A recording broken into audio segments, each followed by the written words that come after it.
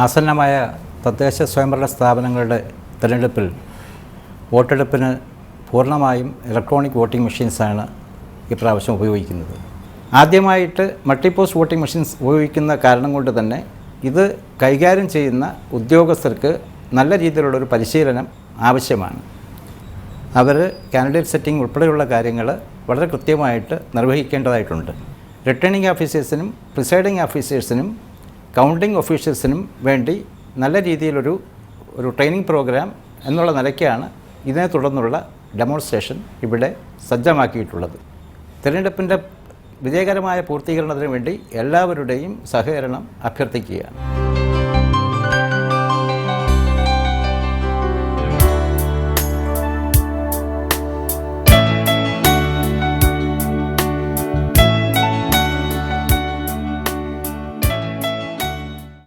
എല്ലാ പോളിംഗ് ഉദ്യോഗസ്ഥരെയും സംസ്ഥാന തിരഞ്ഞെടുപ്പ് കമ്മീഷനു വേണ്ടി സ്വാഗതം ചെയ്യുന്നു. നമ്മൾ ഇപ്പോൾ ഉപയോഗിക്കുന്ന മൾട്ടി പോസ്റ്റ് ഇലക്ട്രോണിക് വോട്ടിംഗ് മെഷീൻ്റെ പ്രവർത്തനവും അതിൻ്റെ രീതികളും പരിചയപ്പെടുത്തുകയാണ്.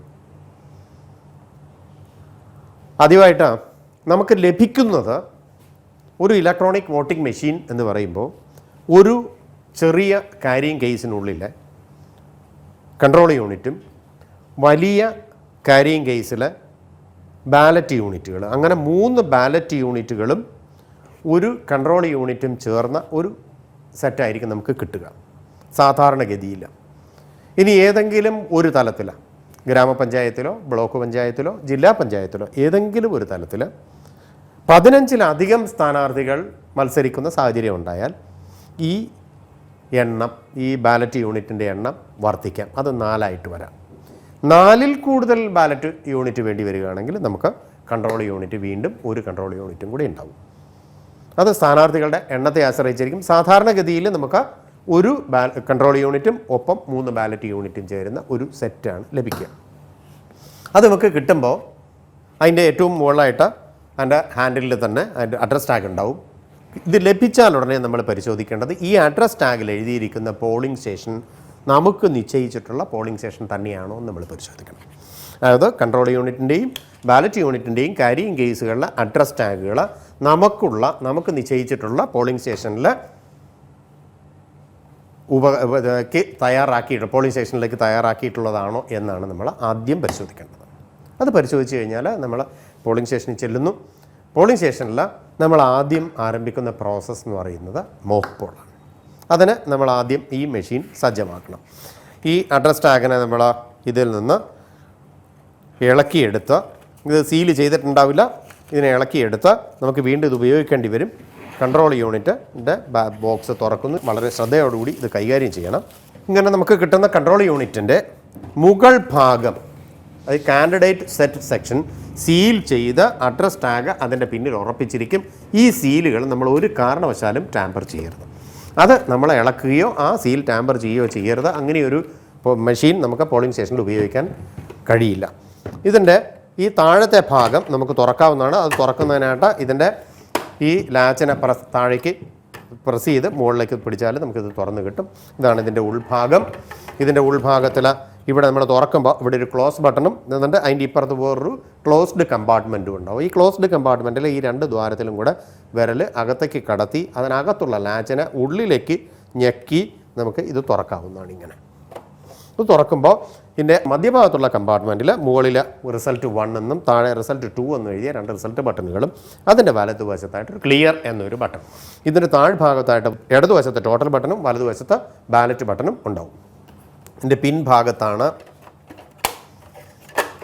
ഇതിൻ്റെ റിയർ കമ്പാർട്ട്മെൻറ്റ്. ഈ റിയർ കമ്പാർട്ട്മെൻറ്റ് തുറക്കാനായിട്ട് ഈ ക്ലിപ്പിനെ താഴേക്ക് പ്രസ് ചെയ്ത് നമുക്ക് പിന്നേക്ക് തുറക്കാവുന്നതാണ്.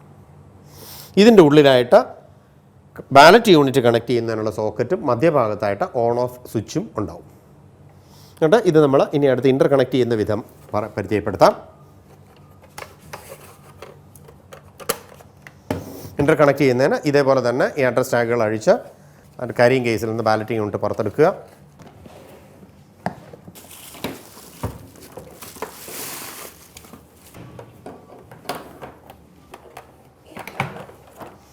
ഇങ്ങനെ 3 ബാലറ്റ് യൂണിറ്റുകൾ ഒന്നാമത്തെ ബാലറ്റ് യൂണിറ്റിൽ സ്ലൈഡ് സ്വിച്ച്, അതായത് വെളുത്ത ബാലറ്റ് ലേബൽ ഒട്ടിച്ചിട്ടുള്ള ബാലറ്റ് യൂണിറ്റിൽ സ്ലൈഡ് സ്വിച്ച് ഒന്നാമത്തെ പൊസിഷനിലാണെന്നും പിങ്ക് കളറിലെ ബാലറ്റ് ലേബൽ ഒട്ടിച്ചത് രണ്ടാമത്തെ പൊസിഷനിലാണെന്നും, സ്ലൈഡ് സ്വിച്ചിൻ്റെ സ്ഥാനം 2 ആണെന്നും, ഇതിലേത് അതായത് നീല ബാലറ്റ് ലേബൽ ഒട്ടിച്ച ബാലറ്റ് യൂണിറ്റിൽ സ്ലൈഡ് സ്വിച്ചിൻ്റെ പൊസിഷൻ 3 ആണെന്നും നമ്മൾ ഉറപ്പുവരുത്തുക. എന്നിട്ട് ഇത് വെളുത്ത ബാലറ്റ് ലേബലുള്ളത് ഗ്രാമപഞ്ചായത്തിലേക്കുള്ളതും പിങ്ക് കളറിലെ ബാലറ്റ് ലേബലുള്ളത് ബ്ലോക്ക് പഞ്ചായത്തിലേക്കും നീല നിറത്തിലുള്ളത് ജില്ലാ പഞ്ചായത്തിലേക്കുള്ളതാണ്. ഇതിനെ ഇൻ്റർ കണക്ട് ചെയ്യുന്നത് മൂന്നാമത്തെ ബാലറ്റ് യൂണിറ്റിൻ്റെ ഇൻ്റർ കണക്റ്റിംഗ് കേബിള് രണ്ടാമത്തെ ബാലറ്റ് യൂണിറ്റിൻ്റെ പിൻഭാഗത്തും രണ്ടാമത്തെ ബാലറ്റ് യൂണിറ്റിൻ്റെ ഇൻ്റർ കണക്റ്റിംഗ് കേബിൾ ഒന്നാമത്തേതിൻ്റെ പിൻഭാഗത്തും ഒന്നാമത്തേതിൻ്റെ ഇൻ്റർ കണക്റ്റിംഗ് കേബിൾ കൺട്രോൾ യൂണിറ്റിലേക്കുമാണ് ബന്ധിക്കുന്നത്. അതിപ്പോൾ ഞാനത് കണക്ട് ചെയ്ത് കാണിക്കാം. മൂന്നാമത്തേതിൻ്റെ ബാലറ്റ് യൂണിറ്റ് രണ്ടാമത്തെ